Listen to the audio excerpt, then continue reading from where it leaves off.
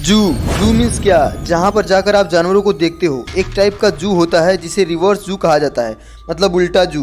Reverse जू का मतलब आप जानवरों को देखने नहीं जाओगे, जानवर आपको देखने आएंगे। ये देखिए, कुछ इस प्रकार का सीन होता है। वहाँ पर जो भी जंगली जानवर हैं खुले में आपको गाड़ी से अनुभव कराया जाता है, और शेर आपको बाहर दिखेंगे। आप जू के अंदर से इन्हें देखोगे, इनके एरिया में आकर। रिवर्स जू। इस जू के बारे में आपको जानकर कैसा लगा, नीचे कमेंट बॉक्स में जरूर बताइएगा।